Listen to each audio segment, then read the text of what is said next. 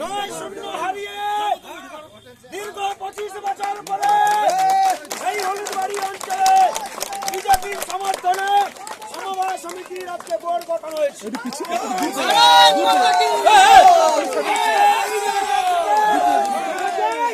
আজকের এই জায়গা থেকে আমরা সবাই প্রতিজ্ঞা নিচ্ছি, এই হলুদবাড়ি অঞ্চলে কোন তৃণমূল নামক কোন চিটিংবাজ, কোন চোরদের আমাদের আগামীকাল থেকে এই অঞ্চলে কোন চোরদের আমরা দেখি